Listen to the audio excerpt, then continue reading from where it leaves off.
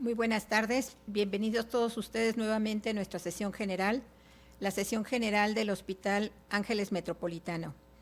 El día de hoy hemos invitado a un hospital que generalmente se comporta como un amigo y compañero dentro del ámbito de la formación de nuestros médicos, el Hospital General de México, Dr. Eduardo Liceaga.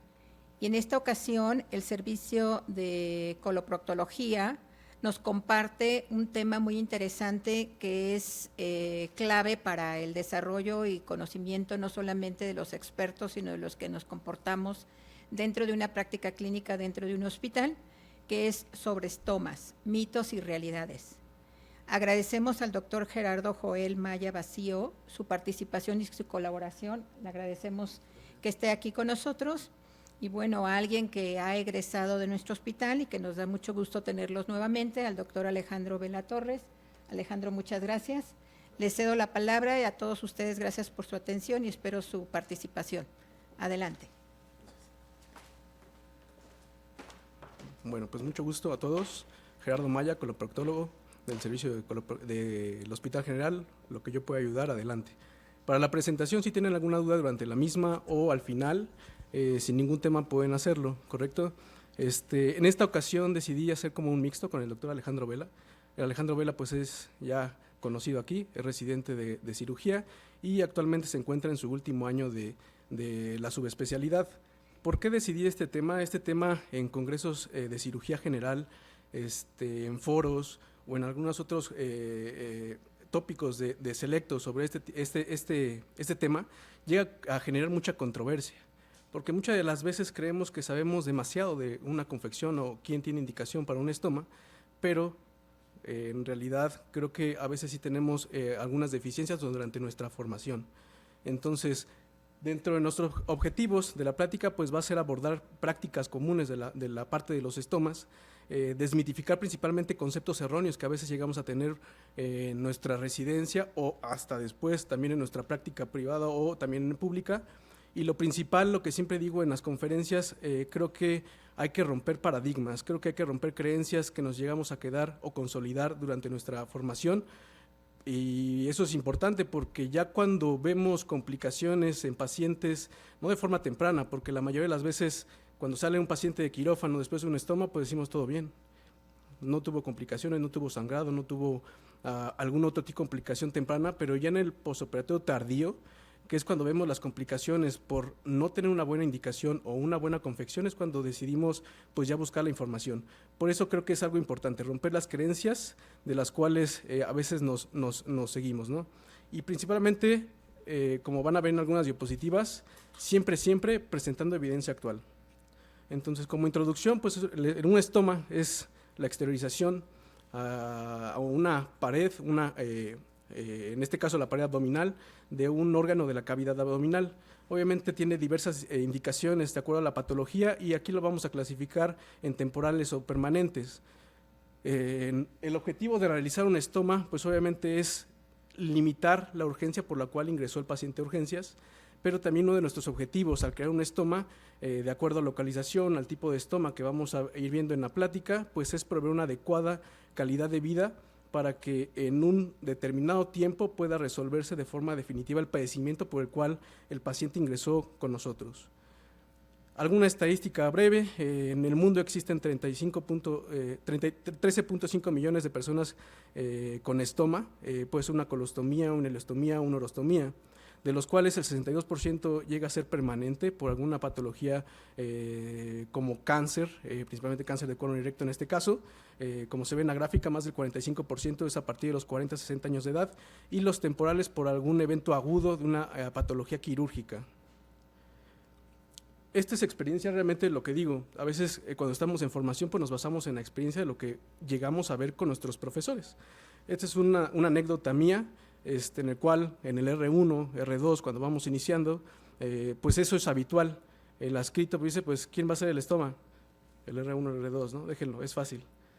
Y uno ahí pues empieza a analizar, empieza a calcular dónde tengo que poner mi estoma, se pone a pensar cuánto tengo que abrir de la pared abdominal, cuánto tengo que abrir de la piel, y empieza a recordar lo que ha leído, pero también lo que ha escuchado de sus profesores. Entonces, Iniciamos con la selección de nuestra estoma, a veces de forma correcta, a veces de forma incorrecta, y en esta ocasión me tocó hacer una derivación temporal de colon por un traumatismo, y en mi mente pues leí que más o menos son 2 centímetros para poder exteriorizar y que no tenga ningún problema, pero yo al momento de exteriorizar mi asa, recuerdo que en esa ocasión mi profesor me regañó, que era muy poca. Entonces, ¿cuánto saqué? Hasta 6, 8 centímetros, o sea, quedó muy amplio, ¿no? Y en otra ocasión, también haciendo otra cirugía, también de derivación, también por lo mismo, ¿no? Ya con el antecedente de que tuve un regaño por sacar menor cantidad, saqué menos en una ileostomía y obviamente pues tuvo consecuencias, ¿no? Entonces, esa es la parte que hay que ir cambiando, ¿no? Siempre se deja al residente de menor jerarquía para poder confeccionar un estoma. Siempre se realiza la mayoría de las veces, aunque se tenga literatura y a veces por esas creencias que llegamos a tener, es de acuerdo a la experiencia del que está a cargo. La otra es que también minimizamos estos procedimientos. Entró el R1, el R2, lo hizo. Si no se pudo, ¿quién sigue? El R4. Pero si el R4 no nos va a resolver, ¿qué va a pasar, no? Y pues existe un silencio total en la sala en la cual pues nadie comenta qué es lo correcto y es cuando se dice, ya está bien, así déjalo, ¿no? Y entonces creo que nos basamos en ocasiones a niveles de evidencia personales, un nivel de evidencia 1A, de esta forma a mí nunca me ha pasado nada, y creo que el más importante y el que hay que romper es el nivel de evidencia 15D, en el cual siempre se dice, pues en mi tiempo de cirujano nunca me ha pasado nada. Esta es una foto en la cual pues sería como un estoma ideal, está bien confeccionado, buena altura, buena cantidad, está de acuerdo al triángulo que va a explicar el doctor Alejandro Vela. Lo único que ahí tal vez no esté correcto pues es la herida que es por una cirugía abierta. Actualmente pues ya la cirugía laparoscópica es nuestro estándar para poder realizar esos procedimientos. Y si se dan cuenta es un paciente ideal, un paciente delgado, en el cual pues podemos limitar el sitio de nuestro estoma. Pero, ¿qué pasa cuando también tenemos este tipo de pacientes, ¿no? Que ya una de las comorbilidades para este tipo de procedimientos es la obesidad, y es cuando ya empezamos a ver que pues esto no es tan fácil.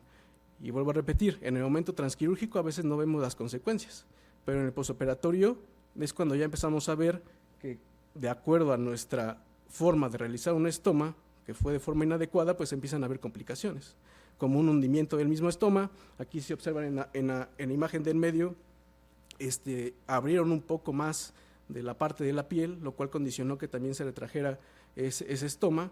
Y también lo que vemos en la consulta posoperatoria a los 3, 4 meses es que pues a veces dejamos esto como normal, no se complicó, ya no sangró, comió, evacuó el paciente, se va bien de casa, pero en el posoperatorio tardío llegan así, ya completamente epitelizados los estomas, que eso es un error. Y todo se vuelve historia cuando vuelvo a repetir, ya vemos más complicaciones, ¿no? En la primera imagen vemos un prolapso del estómago casi completo, todo el colon está ahí de fuera, y se dan cuenta la localización del estómago no es el adecuado, está fuera de una zona importante que nos va a comentar el doctor Alejandro Vela. Al igual que también ya cambios de coloración, la misma retracción, la necrosis del estómago que fue por una mala técnica quirúrgica, ¿no? Y es en donde otra vez volvemos a pensar, ¿qué es lo que pudimos hacer para poder evitar este tipo de complicaciones? Hay casos todavía un poco más graves que por alguna cuestión técnica, mala indicación, puede pasar esto, ¿sale? Esto es lo más grave, obviamente, que va a morir el paciente, que eso es lo que queremos evitar. Este paciente se ve muy aparatoso, pero también tenía otra comorbilidad, tenía CUSI. Entonces, pues ahí sabemos que el paciente es muy altamente complicable, pero de este paciente recuerdo que yo no hice la cirugía, pero me tocó ver que por un punto mal colocado se perforó a nivel del estómago y obviamente pues nos generó una fascitis, ¿no? Y pues con el antecedente del paciente pues nos fue mal. Entonces, ¿qué tanto es de complicaciones a nivel mundial? A nivel mundial, al crear un estoma tenemos hasta el 21, hasta el 70% de posibilidad de tener una complicación, y esta puede ser dividida en dos, tanto menores como mayores. Las menores, pues es algo que se puede resolver con apoyo de las personas, en este caso enfermería o algún médico que se dedique a esta parte de vigilancia de los estomas. Y obviamente algo que no queremos llegar es en cuanto a complicaciones mayores, que pues obviamente va a requerir el paciente una reintervención, y obviamente a complicaciones va a haber a corto, mediano y largo plazo. Esto creo que es importante y lo que comenté, creo que todos hemos pasado por algo así, pero es importante cambiar estas situaciones. Este estudio se realizó en la India, en la cual valoraron factores de riesgo para complicaciones de estoma y se vio que en los dos grupos que se valoraron, tanto de cirugía general como de coloproctología, en el grupo de cirugía general había más complicaciones cuando se realizaba un estoma. ¿Qué pasa en México? Este estudio lo realicé antes de entrar a la especialidad de coloproctología, en el cual analicé más de 12 lugares a nivel nacional, diferentes hospitales, más de 400 casos, en los cuales era cirugía de urgencia a nivel coloproctología. Lo que encontré en cuanto a la confección de estomas es que la mayoría de las veces eran creados por enfermedad diverticular y fascitis necrotizante o necrosante. Pero aquí ya empezamos a analizar, ¿realmente tenía alguna indicación? Algunas veces no. La mayoría de las veces decían porque no se tenía material en el hospital, que esa puede ser una variable que puede ser aceptada, porque si no tenemos las condiciones, pues no podemos actuar correctamente con nuestro paciente. La otra, no hay tiempo quirúrgico. Creo que hay como un error, un sesgo en creer que crear un estoma es más rápido a comparación de hacer una anastomosis. Pero esa una como indicación. No hice la anastomosis porque creo que me iba a alargar mi tiempo quirúrgico. Y la última era porque se tenía miedo a que se complique el paciente. Aunque tuviera todas las condiciones, indicaciones para poder realizar un estoma y evitar una colostomía, no se realizaba. Y aquí viene lo importante, de cuáles vamos a empezar con los mitos y realidades. Yo creo que una parte importante de saber cuando se hace un estoma es saber quién tiene en realidad una indicación, porque vuelvo a repetir, en la parte inicial pues vemos todo bien, damos del paciente de alta, en la consulta lo único que llegamos a preguntar es, ¿se encuentra bien? ¿No está sangrando? ¿Tiene hernia? ¿No tiene hernia? ¿Está correcto? ¿Está comiendo? ¿Está evacuando? Y listo. Pero no consideramos en ocasiones que el paciente cambia todo su mundo. Existe una afección en la calidad de vida importante en estos pacientes. La cantidad de pacientes que se llegan a deprimir es más del 42% en todos los pacientes a nivel mundial. Afección laboral, hay pacientes que ya no quieren ir a trabajar, ya pueden hacer sus actividades, ya están recuperados, pero no quieren reincorporarse porque les da pena el sonido, el olor de un estoma. La parte sexual, pues creo que es algo importante en cuanto a la funcionalidad de una pareja y obviamente pues estos pacientes sufren estas consecuencias. En el caso de las mujeres tienen un 30% de disfunción sexual con este estoma, el 60-80% también pierden el deseo, el apetito sexual por presentar un estoma, aunque sea temporal o sea definitivo. Y es cuando también, si ustedes se ponen a investigar, ven que para poder hacer del baño, para bañarse, para dormir, para salir, para poder nadar, para poder correr, para hacer una actividad física, cualquier cosa, siempre cambia el modo en que se realiza. Cambia completamente la forma en que viven nuestros pacientes. Entonces creo que es algo importante de entender quién sí requiere un estoma, y es en donde nos va a apoyar el doctor Alejandro Vela. Gracias, doctor. Buenas tardes a todos.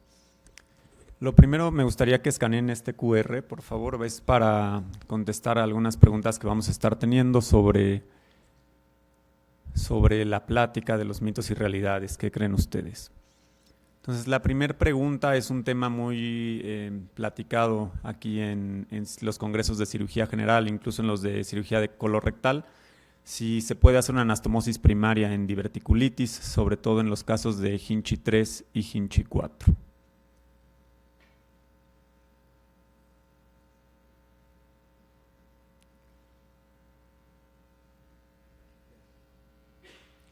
Muy bien, entonces ya tenemos bastantes preguntas. Hay prácticamente no hay discrepancia. Todos comentan que es una realidad que se puede hacer una anastomosis primaria.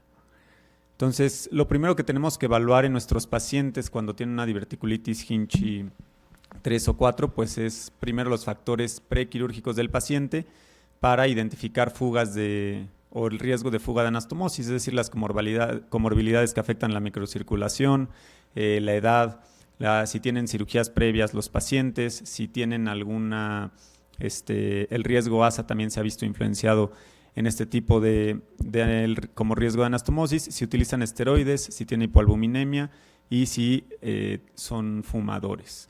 ¿Y qué hay que considerar en el momento del transquirúrgico? Pues si hay algo de hipoxia, si están usando vasopresores, si hay una hemorragia, pues digamos, masiva o mayor a 1000 mililitros, la necesidad de transfusiones durante el transquirúrgico y si el paciente se encuentra en acidosis metabólica. Todo esto nos va a influenciar en si se puede o no realizar una anastomosis. Y esto lo podemos ver ya en una revisión sistemática que se hizo en 2018 con 6 ensayos clínicos controlados, 626 pacientes con diverticulitis y se evaluó sobre la resección con anastomosis versus un procedimiento de Hartmann y también el lavado peritoneal que ya no se utiliza actualmente.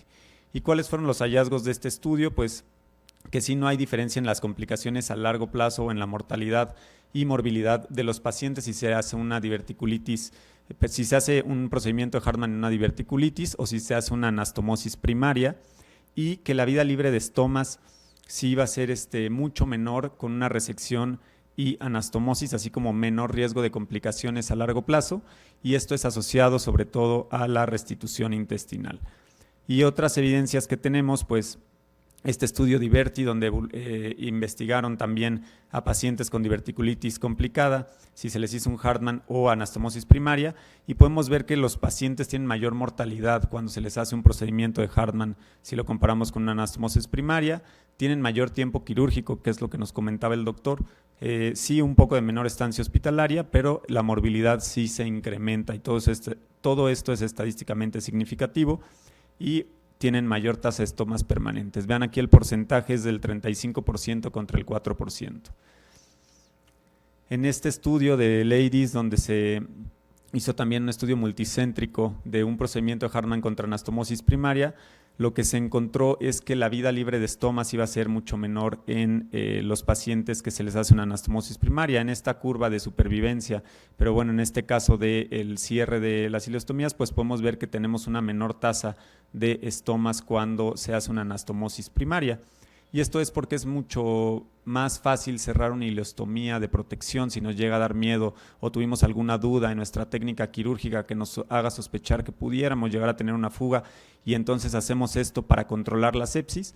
Es mucho más fácil poder restituir al paciente cerrando una ileostomía en asa que hacer un cierre de un procedimiento de Hartmann. Es por eso que se llegan a restituir más los pacientes. Y es lo mismo que nos habla este estudio, ya esto es más actual de 2024, donde pues podemos ver que la tasa de restitución intestinal es mucho mayor cuando hay una ileostomía de protección versus un procedimiento de Hartmann. ¿Qué nos dicen las guías? La Asociación Americana de Cirujanos de Colon y Recto nos dicen que la decisión de restaurar la continuidad intestinal debe incorporar los factores del paciente de manera transoperatoria y la preferencia del cirujano. Entonces nos dicen que sí es posible restituir a los pacientes, pero tener en cuenta bien estos factores de riesgo que ya mencionamos. Las guías europeas de coloproctología nos dicen que también puede ser realizada en pacientes hemodinámicamente estables e inmunocompetentes. Y las guías de urgencias nos hablan que también puede hacerse una anastomosis en pacientes hemodinámicamente estables y sin comorbilidades, todo con buena evidencia. Entonces es una realidad de seguro realizar una anastomosis primaria siempre y cuando las condiciones lo permitan. Es decir, ya no hay que intentar o ya no hay que hacer estomas a menos de que nuestro paciente se encuentre realmente delicado. Vamos a contestar ahora esta pregunta, por favor.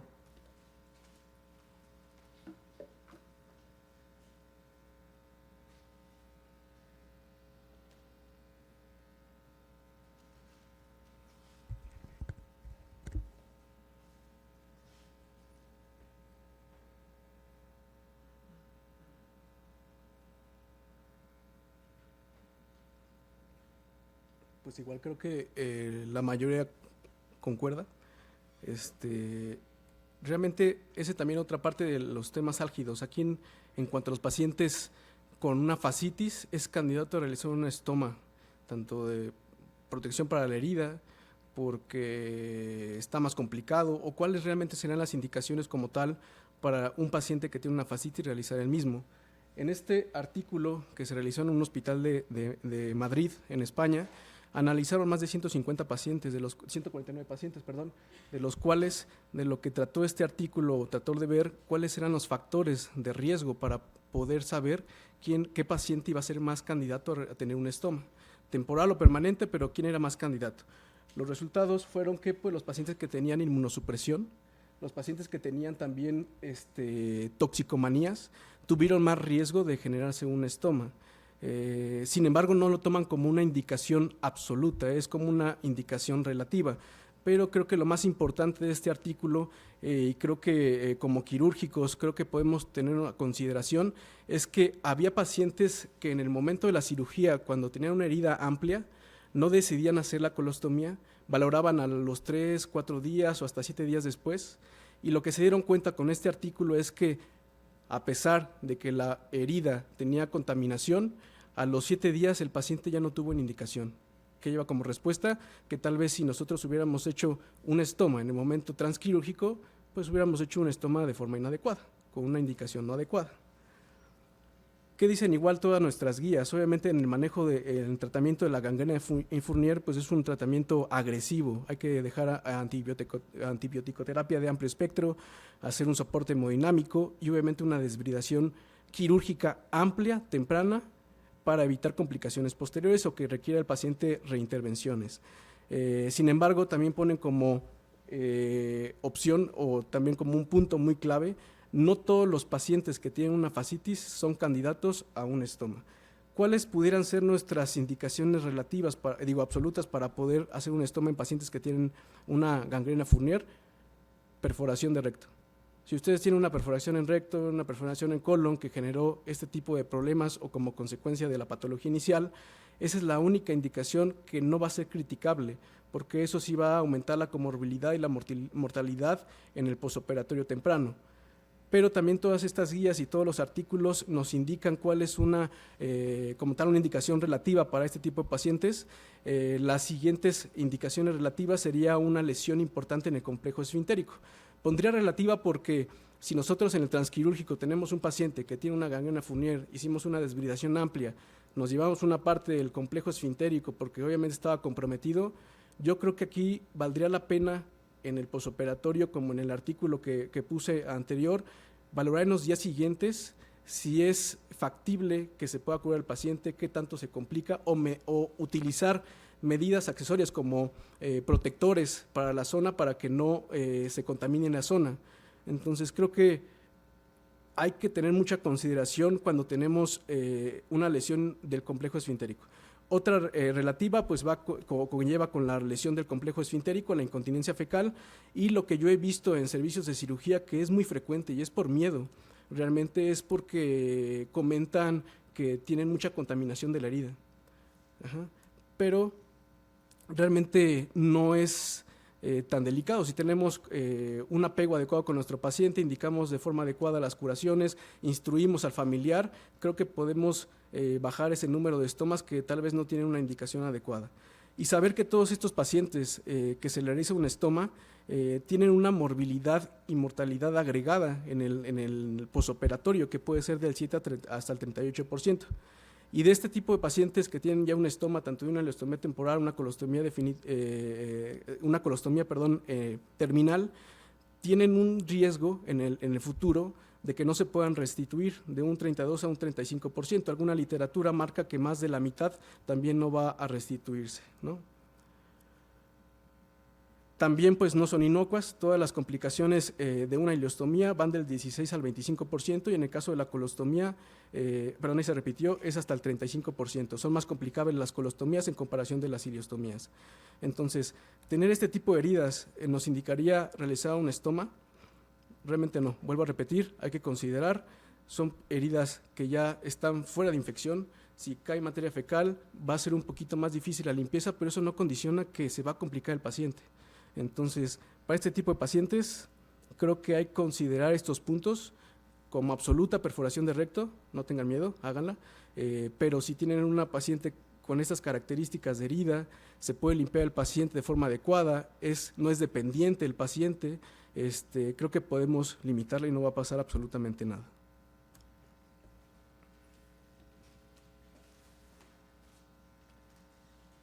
Ahora vamos a hablar un poco ya sobre la técnica de los estomas, cómo crear el estoma perfecto, que es lo que muchas veces nos hablamos, ¿no? Lo primero es el marcaje, y marcar un paciente para un estoma se dice muy fácil que hay que hacer un triángulo de la sínfisis del pubis o de la región gifoidea hacia la región umbilical, hacia la cresta ilíaca o pues a la línea costal, la línea intercostal, bueno, a la línea axilar anterior en el borde subcostal, ¿no? Y hacerlo ahí en el centro de donde convergen esos triángulos. Sin embargo, es más complejo que esto, ¿no? Tenemos que realizar el marcaje preoperatorio porque nos va a reducir las complicaciones asociadas al estoma, ¿no? Ya vimos que estas complicaciones pueden llegar a ser mortales y cómo pueden llegar a disminuir la calidad de vida de los pacientes. El responsable debería ser una persona capacitada, un personal capacitado para realizar estomas, y debemos de hacer una evaluación previa del paciente, es decir, dónde están los pliegues corporales, evaluar las posiciones y para ver el área donde va a exteriorizarse el estoma, si tiene cicatrices, si tiene presencia de alguna hernia, las posturas que va a adaptar el paciente, y el sitio ideal es un área plana, sin pliegues, cicatrices o salientes óseas, y que tenga una buena distancia de la región umbilical o de las heridas que vayamos a realizar. Y eso es lo que hacemos habitualmente nosotros como coloproctólogos en los hospitales, pues evaluamos al paciente en todas las posiciones. Esta es una hoja donde se puede llegar, o lo que usan nuestros especialistas en estomas que se utilizan para el marcaje quirúrgico, y pues lo ideal es hacer el estoma donde no hay algún pliegue. En este artículo, y en 2023, pues ya se evalúa incluso una estandarización de un marcaje para un estoma, ya sea ileostomía o colostomía, en donde ya ponen incluso la bolsa o un dispositivo similar a la bolsa de colostomía, donde van a evaluar el marcaje, ¿de acuerdo? Y pues van a sentar al paciente, parar al paciente. Muchos de nuestros problemas, por ejemplo, cuando hacemos una cirugía de urgencia y nosotros marcamos al paciente, es un paciente distendido que no se pudo realizar un marcaje, digamos, como en una cirugía programada. Muchos de los problemas que llegamos a tener es que al momento de pues restaurar el abdomen normal del paciente quedó sobre un pliegue, entonces cuando se levanta de la cama se le despega la bolsa, y entonces estar cambiando bolsas todos los días, y es algo que no debería por qué sufrir el paciente, o que el estoma puede llegar a quedar en un pliegue y estarse contaminando también las heridas.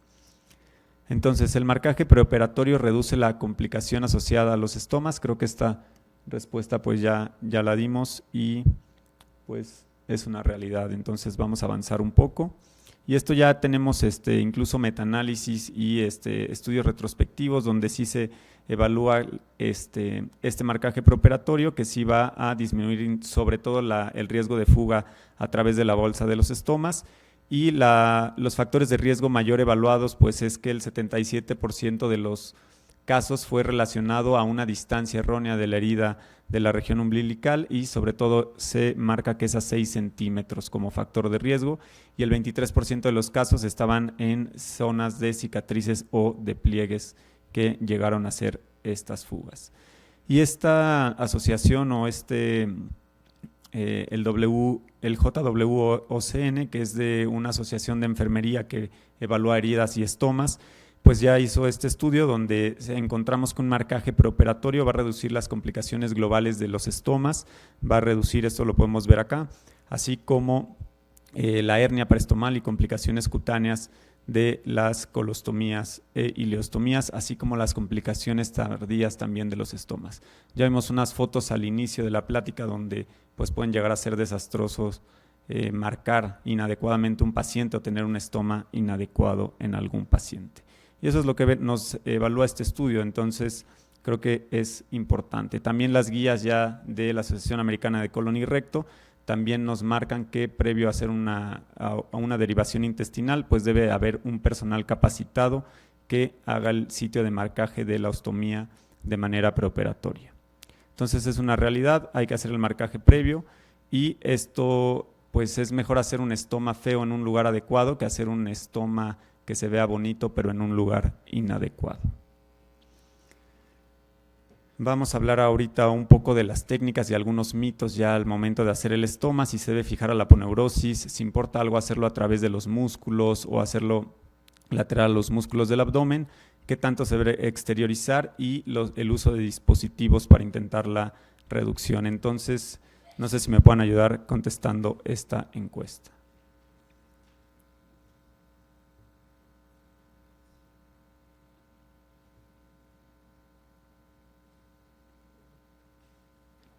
Muy bien, fijar un estoma realmente no tiene tanta evidencia adecuada sobre hacer la fijación a la aponeurosis al momento de que lo estamos realizando, pero es una práctica habitual que hacen los cirujanos generales o yo recuerdo en la residencia que se hacía, hay que fijarlo porque si no, para evitar que se retraiga, para evitar que se prolapse, pero es algo que se ha visto que no tiene algún beneficio. Al momento de hablar de prolapso de estomas, tenemos el mismo riesgo de prolapso al fijarlo o no fijarlo, e incluso de retracción del estoma tampoco nos va a dar algún beneficio. Y esto es lo que podemos ver en este artículo de revisión, donde pues realmente en estos estudios no se ha visto algún beneficio de hacer la fijación del estoma a la aponeurosis. Entonces es un mito realmente fijar en este lado el estoma para evitar la retracción o el prolapso del estoma no nos va a dar algún beneficio.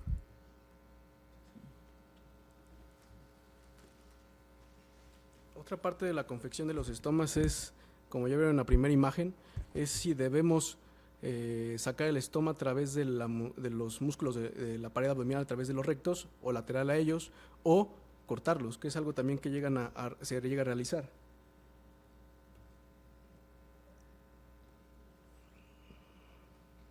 Aquí estuvo un poco más dividida.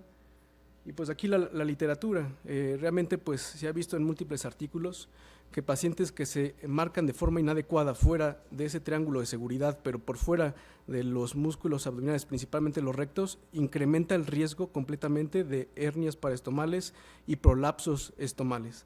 Entonces, es una realidad, debemos de confeccionarlos. Aquí no es corte, es abulsionar. Para poder exteriorizar nuestro estoma. De esta forma vamos a limitar de forma importante el prolapso o las hernias paraestomales. Aquí algo importante también que en ese artículo, en el previo que comentó Alejandro Vela, es qué tanto debo de cortar de aponeurosis, qué tanto debo de cortar de piel. En ese artículo también mencionaban que en aponeurosis son al menos 2 centímetros a 3 centímetros máximo, al igual que en la piel. De hecho, se ha visto que nosotros incidiendo mayor cantidad de tejido a nivel de la piel es más riesgo para este tipo de complicaciones. Entonces dice que a partir de los 3 centímetros y medio por cada milímetro que se corte extra, incrementa un 10% de probabilidad de este tipo de complicaciones. Y obviamente también las complicaciones dermatológicas que están asociadas para para los estomas, perdón. Otra pregunta frecuente, y creo que eso sí lo vemos muy seguido en cualquier servicio, en cualquier hospital, se llega a utilizar dispositivos de contención, llámense sondas Foley, algún otro dispositivo que mantenga probablemente la permanencia del estoma. ¿Es un mito o es una realidad que nos ayudan para limitar este riesgo?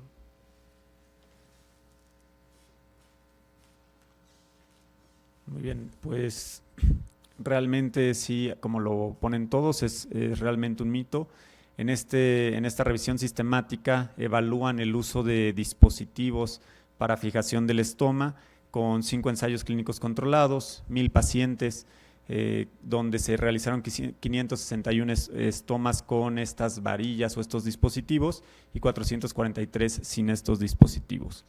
¿Cuáles fueron los resultados? Evidentemente se asocia a mayor complicaciones dermatológicas, esto estadísticamente significativo, aumentando 1.65 veces el riesgo, y esto es asociado pues a que muchas veces el colocar la bolsa va a estar haciendo bastante fuga porque este dispositivo se interpone a la colocación de la bolsa de colostomía.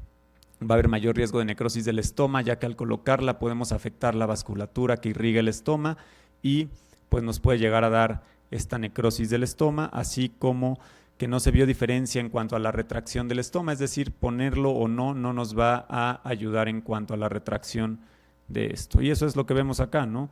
Podemos ver que se favorece a los controles estos, pues la colocación o las complicaciones que podemos observar, y no hay una diferencia estadísticamente significativa que nos apoye el uso de estos dispositivos que son los que mencionábamos, ¿no? Entonces no hay diferencia, únicamente nos va a aumentar las complicaciones, es decir, no hay que utilizar este tipo de dispositivos al realizar un estoma.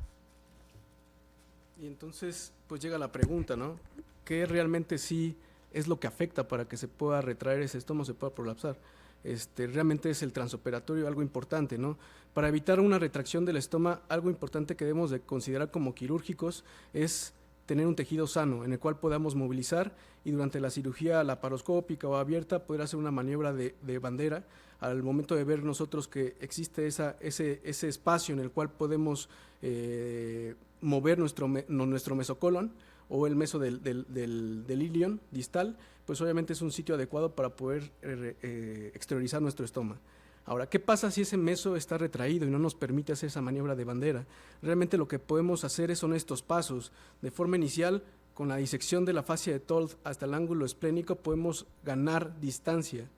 Si con esta maniobra podemos hacer esa maniobra de bandera, nuestro colon toca la pared abdominal cuando estamos en la cirugía laparoscópica con el CO2, eso es suficiente como para que se pueda exteriorizar sin retraerse.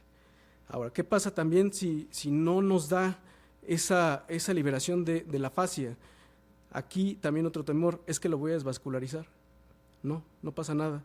Podemos ligar la arteria mesentérica inferior y por su irrigación colateral no tener ninguna complicación. Entonces yo creo que el punto importante es no tener miedo. Si no me funcionó el paso A, me sigo al B, que tal vez es un poco más agresivo, pero no va a pasar nada. El paciente no se va a complicar porque lo hagan, pero sí se va a complicar por no hacerlo y que se retraiga el estoma y requiere una reintervención. ¿Qué pasa si no? Aquí ya viene la parte, ¿no? Ya tal vez hicimos la disección de la fascia, llegamos hasta el ángulo esplénico, nos dio tal vez un poco de miedo poder liberarlo de la arteria mesentérica inferior. ¿Qué más puedo hacer? Cambiamos. Podemos hacer una ileostomía. De aquí del otro punto, ¿cuál es el más complicable? Ileostomía, un estoma de transverso o un estoma descendente. La respuesta es el estoma de transverso es lo más complicable. Yo recuerdo durante toda la residencia que era lo más fácil, lo que me decían que era más fácil. ¿Por qué? Porque los medios de fijación pues son un poquito más fáciles de manipular a nivel transverso, pero ahorita que yo hago una colostomía de transverso es lo más complejo. Y poder restituir un paciente de una colostomía de transverso también es de lo más complejo. Entonces, si no pudimos realizar el estoma a nivel del descendente o de sigmoides, cambiemos, ileostomía.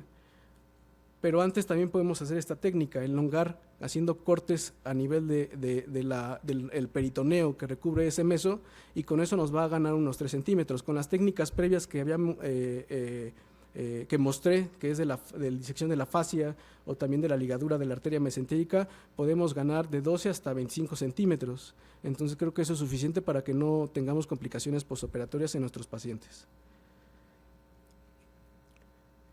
Otra también parte importante que también fue algo inicial de la experiencia que tuve, ¿qué tanto debo de sacar o qué tanto es lo mínimo para poder decir que no se va a complicar mi paciente? Si pudieran contestar, por favor.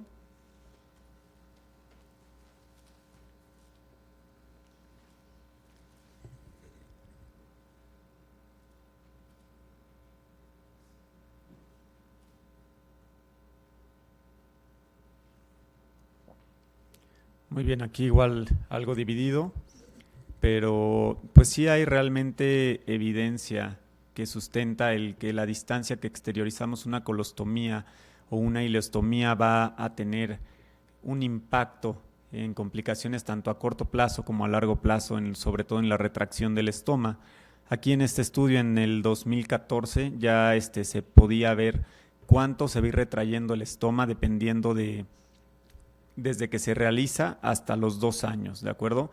Y entonces si nosotros hacemos una colostomía terminal que se exterioriza 35 milímetros, a las 2 semanas ya va a medir 29 milímetros, a los 3 meses va a estar midiendo 25 milímetros, a los 6 meses va a estar midiendo también 25 milímetros, y ese es el tamaño que prácticamente va a llegar a tomar. Es decir, nosotros después de realizar un estoma sí vamos a tener cierto porcentaje de retracción. Entonces, si dejamos muy corto el estoma, si lo hacemos una colostomía menor a 1 o 2 centímetros, pues lo más probable es que tengamos a lo mejor no complicaciones inmediatas, pero en un futuro podemos llegar a tener complicaciones tardías. Al igual que en las ileostomías, estas pues si ven una ileostomía que se exterioriza a 33 milímetros, a las 2 semanas mide 30, a los 3 meses va a medir 28, a los 6 meses va a medir 27 y así va a ir disminuyendo el diámetro y también la altura que se están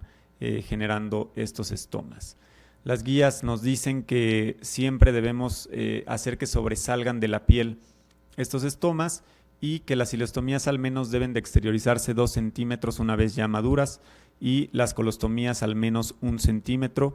Y si no podemos realizarlo, las técnicas que ya nos comentó el doctor Maya de para elongar o para ganar algunos centímetros cuando estamos haciendo el estoma. Es decir, si no se exterioriza bien su colostomía durante la cirugía, no tengan miedo en realizar alguna de estas maniobras para que puedan tener un estoma adecuado. Entonces, se debe evaluar una distancia de al menos 2 centímetros en las ileostomías y 1 centímetro en la colostomía para que no tengamos complicaciones tardías relacionadas con retracción del estoma.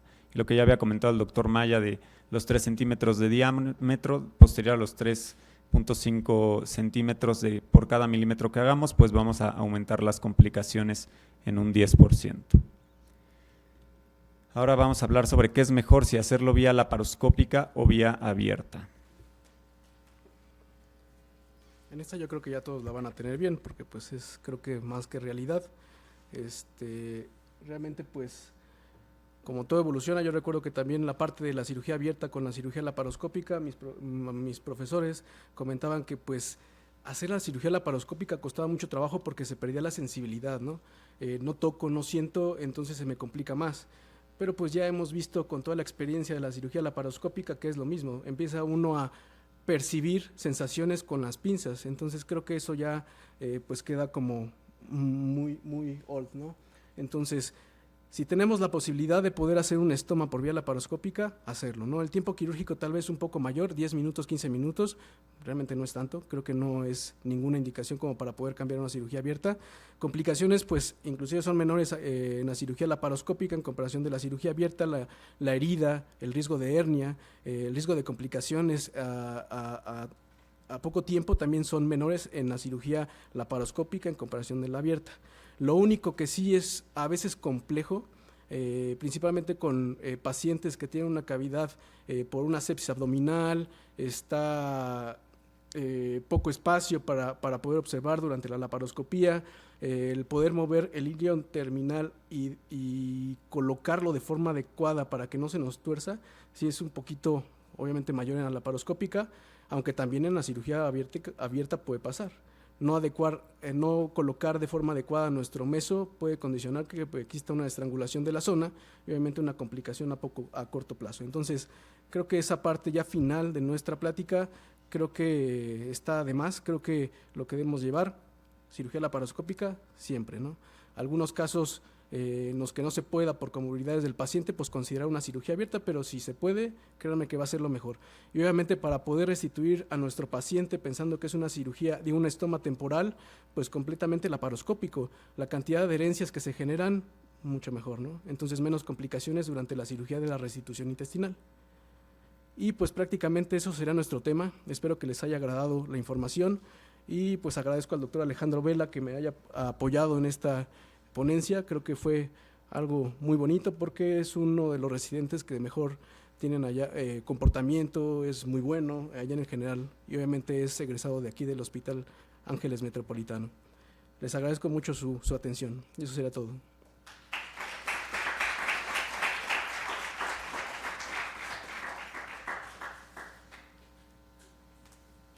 Muchas gracias. Está abierto para todos los participantes. Comentarios, preguntas. Sí, Susi. Adelante. Hola, buenas tardes. Muchas gracias por su ponencia, doctores. Una duda. Entonces, cuando nosotros hagamos una colostomía, lo ideal es, o sea, nuestros puntos tal cual es, o sea, de que mucosa, serosa, piel, nada más, o sea, sí están bien dados así y los damos puntos cardinales y ya luego.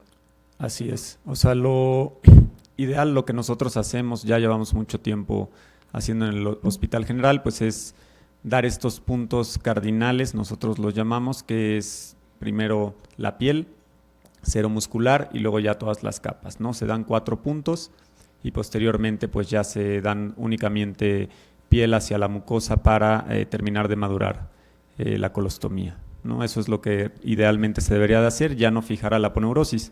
También al momento de restituir a los pacientes o cerrar los estomas, remodelarlos, la fibrosis que generan estos puntos pues puede incrementar el riesgo de que lesiones la asa intestinal al momento de disecar la colostomía o ileostomía en el caso que sea, y que puedas o tengas la necesidad de resecar más asa intestinal o más asa de colon para la restitución, que muchas veces también nos complicaría luego la movilización o el hacer algo más.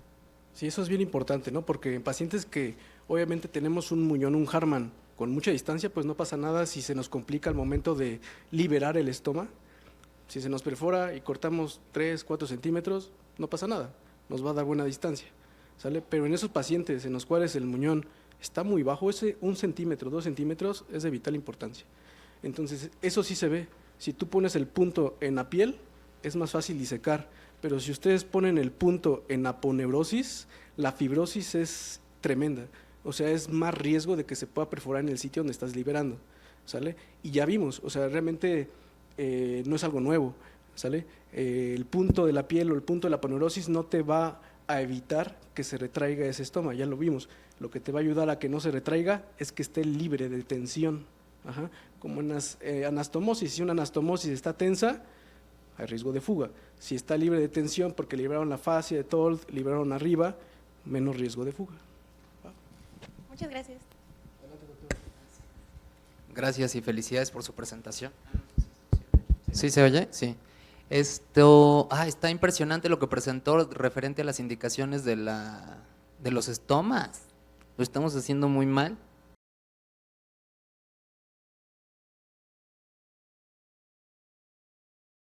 O sea, no están indicados en esos casos.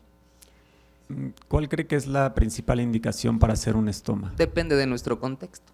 Claro. Y depende de qué estoma hables, o sea, depende si quieres hablar de ileostomía o de colostomía.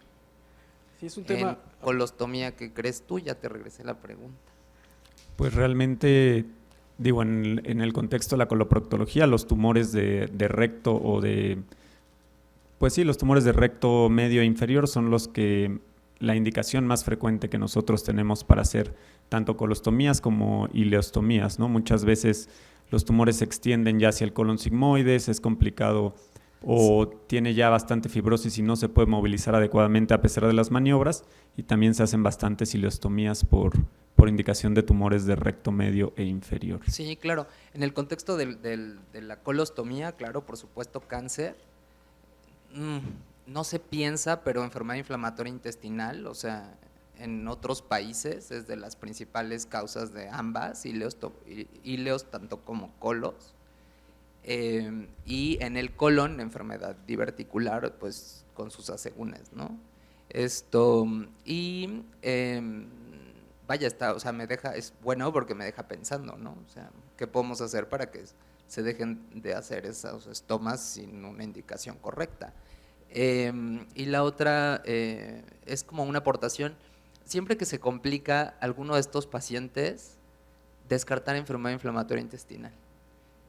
Bueno, yo veo eso, entonces cuando aparece una fístula que no tiene explicación, la cirugía fue perfecta, pero un mes después la cosa ya va mal y se retrajo el estoma y aparecen fístulas y el paciente tiene como descartar enfermedad inflamatoria intestinal, yo lo agregaría como un comentario, ¿no? Pero sí, muy, muy buena presentación. Sí, correcto. Como expliqué en la primera parte, ¿no? Es un tema muy álgido en quirúrgicos. ¿Por qué? Porque creemos que todo puede ser candidato a un estoma para prevenir probables complicaciones a corto plazo. Pero realmente ese es el punto, romper esos paradigmas, romper un poquito esa parte de yo creo, yo siento, hay indicaciones, ¿no?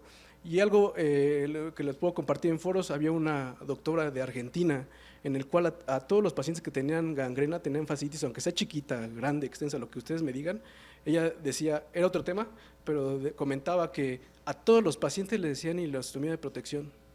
Y me decía, pues que doctor, a mí no me pasa nada, yo lo restituyo y no se me ha complicado ninguno. Mi respuesta fue, perfecto, qué bueno que no se te complicó ninguno, porque es una catástrofe cuando se complican, pero ¿realmente tenían la indicación? Realmente no tenían indicación, ¿no? Entonces estamos agregando morbilidad a los pacientes que no lo requieren.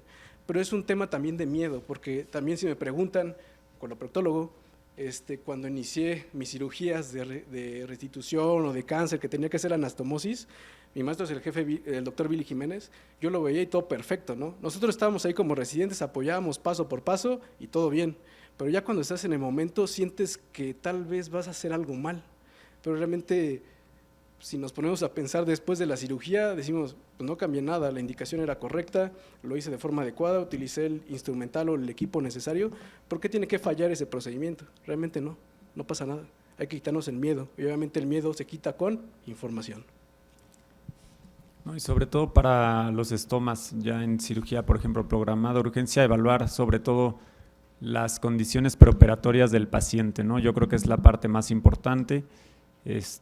Tú puedes saber desde antes de pasar a tu paciente si le vas a hacer un estoma o si vas a intentar restituirlo desde ese momento, ¿no? Tú ya viendo de manera preoperatoria al paciente, puedes tener una gran idea de quién va a terminar con una ileostomía, colostomía, dependiendo la indicación de la cirugía. Y en cuanto a la enfermedad inflamatoria intestinal, creo que el mensaje aquí sería no apresurarnos en operar estos pacientes si tenemos la sospecha, ¿no? Ya con la terapia biológica que se tiene, pues la finalidad sería pues no operar a ningún paciente con CUSI o con enfermedad de Crohn, a menos de que ya tenga falla a este tipo de terapia biológica o que sea refractaria a esteroides o esteroide dependientes y que ya presenten alguna complicación, pues en esos casos sí valoraríamos una cirugía y la mayoría de ellos sí van a terminar en algún estoma, pero cambia mucho el tipo de cirugía que se realiza en ese momento, ¿no?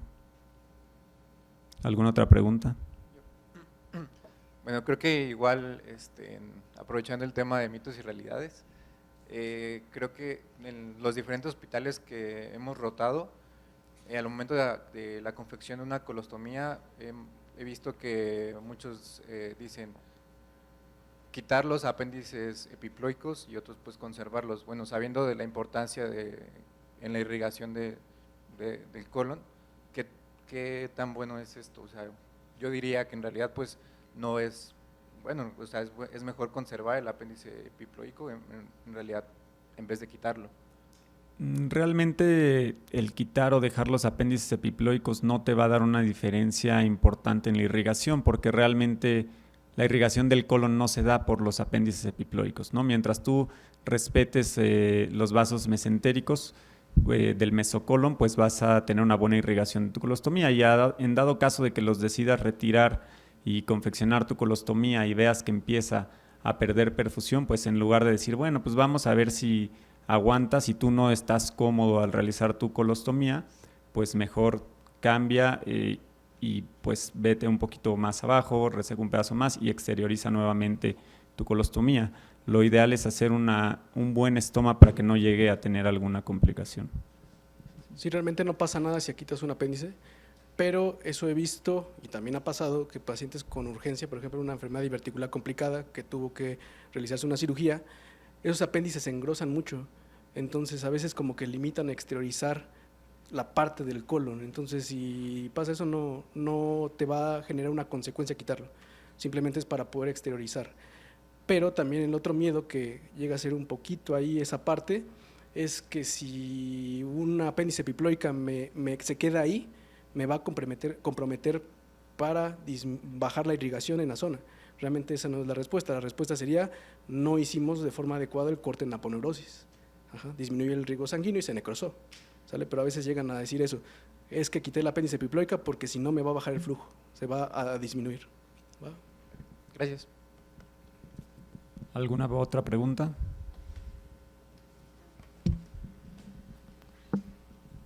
Gracias, Ivonne. Un comentario, desde luego interesante la plática, creo que En el supuesto de que ya los cirujanos hicimos todo perfecto, porque así somos los cirujanos, queda una parte que es muy importante, lo que sigue.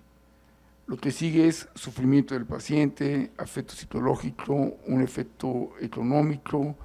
Es decir, hay una serie de cosas adicionales que tendrían que sumarse al momento quirúrgico.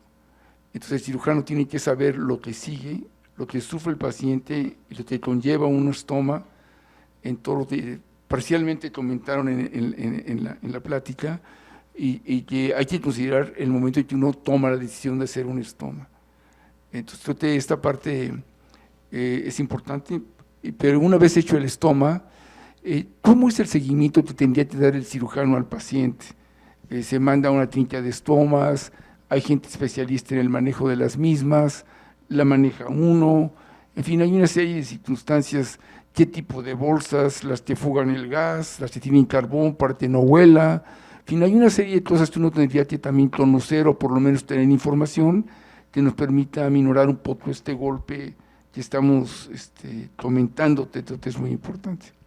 Claro, digo, como cirujanos pues tenemos que tener el conocimiento de todo lo que conlleva los cuidados de un estoma, cómo cambiar las bolsas, qué tipo de bolsas hay, qué tipo de aditamentos hay para nadar, para hacer ejercicio, lo que habíamos comentado al inicio de la plática, ¿no?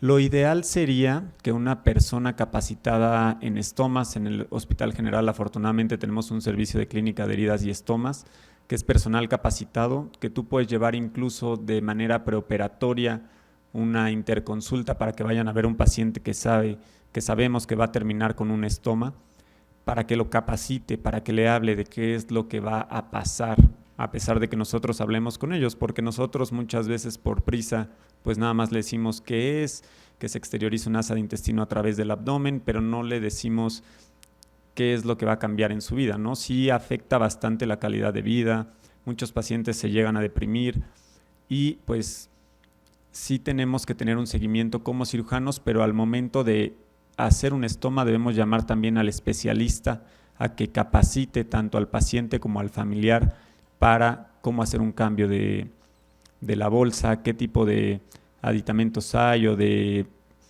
herramientas tenemos para evitar dermatitis periestomal. En caso de que esté retraído, pues qué tipo de bolsas hay, el aditamento del cinturón.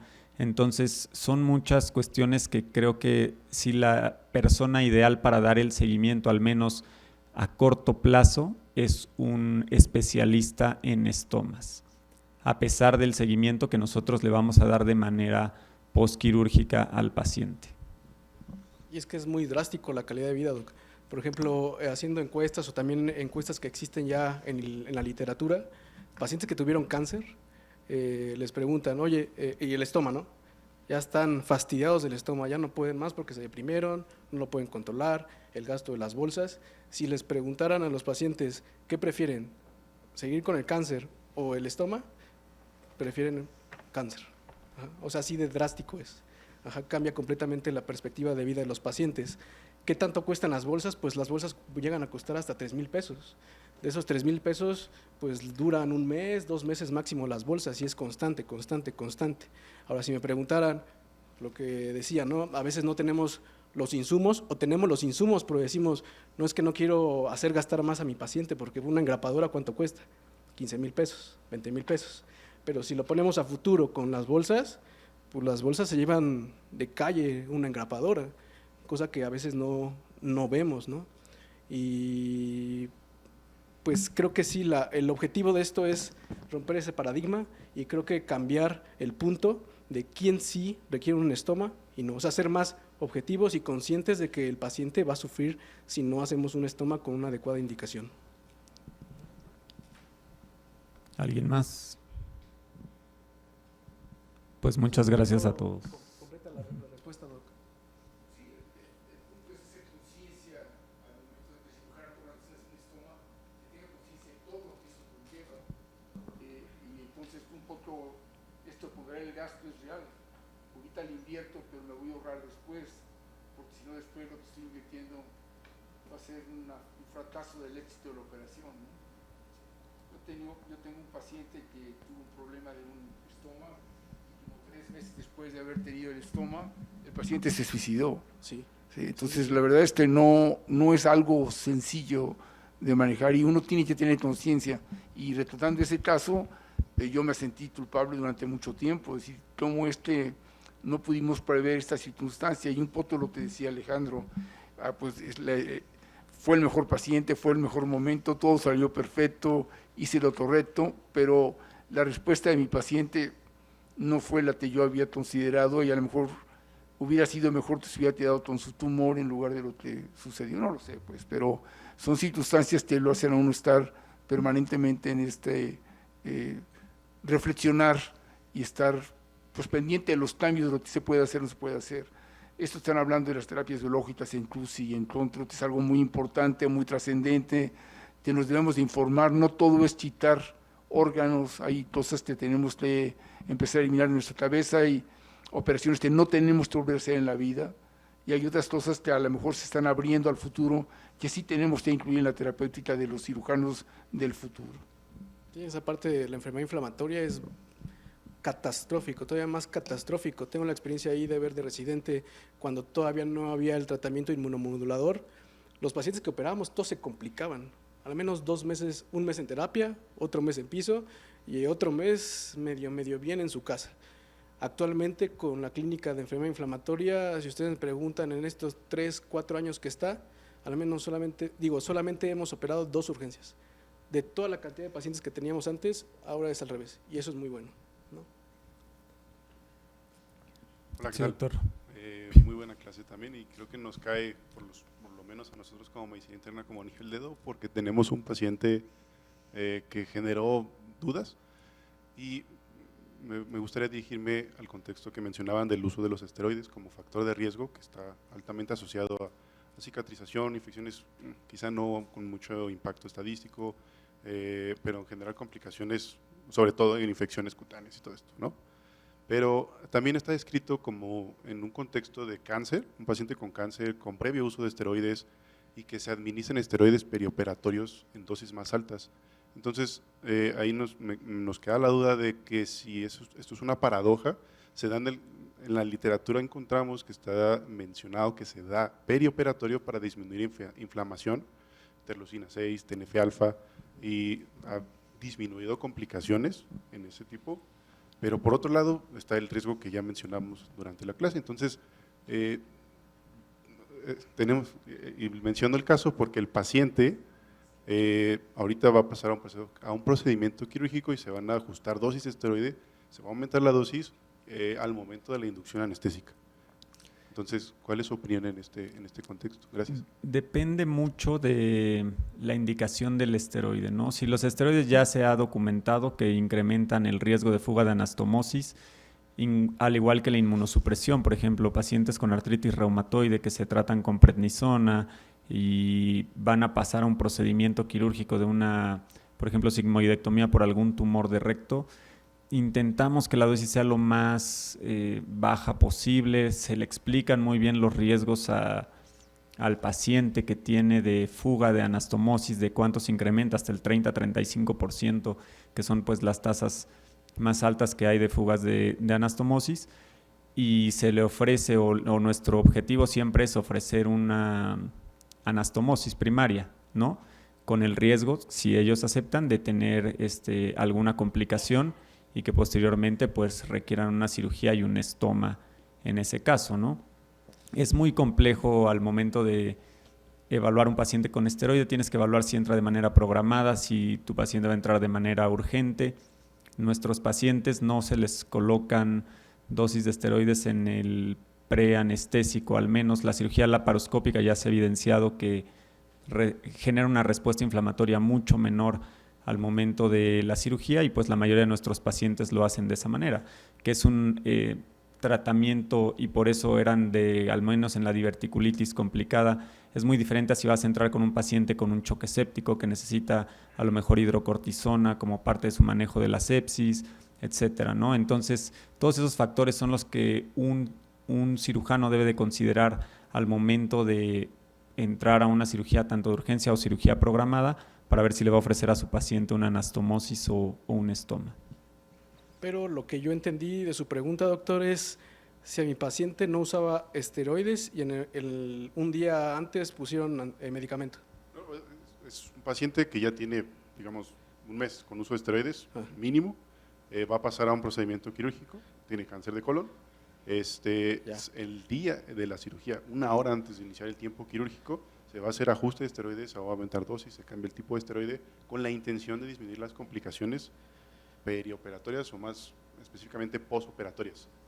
Esa es como la duda, sin haber otra indicación clara que hayamos identificado, choque séptico, cualquier otra. ¿Qué complicación sería, doctor? No, es lo que es la duda que buscaba. Sí, tal vez a lo mejor el paciente tiene otra comorbilidad, ¿no? Por ejemplo, un ejemplo, tiene artritis reumatoide, usa prednisona todos los días, pues ahí nos apoyamos con servicios de medicina interna, reumatología, para que hagan ese cambio, ¿no? Para aplicar hidrocortisona o dexametasona en ese momento, hacer el tiempo de que está en el uso del esteroide hidrocortisona, bajar los riesgos, no quitarlos, pero sí bajar los riesgos. Pero, por ejemplo, a lo que yo imaginé es que el paciente no tomaba nada y en el preoperatorio pusieron dosis de hidrocortisona o dexametasona. Eso sí no va a pasar nada. Bueno, creo que esta reunión nos ha mostrado lo importante que es la educación continua, no solamente en el área quirúrgica, sino de todas las especialidades que de una u otra forma colaboramos en la atención, sin olvidar que siempre un paciente tiene comorbilidades, es un paciente que no solamente es un intestino, indistintamente de su nivel, sino que tenemos que contextualizar todo, no solamente el ámbito social, sino económico, familiar, etcétera, como se ha comentado. En estas reuniones que nos permiten un intercambio de conocimiento con los expertos, creo que ha sido muy enriquecedor y gracias por la oportunidad que nos dan de poder aprender de ustedes y que podamos ofrecer aquí en el Hospital Ángeles Metropolitano un crecimiento académico y un intercambio constante. Muchas gracias, doctor Maya, doctor Vela, muchas gracias y agradecemos, esperemos contar en el futuro con ustedes. Muchas gracias y gracias a todos. Buenas tardes. Gracias.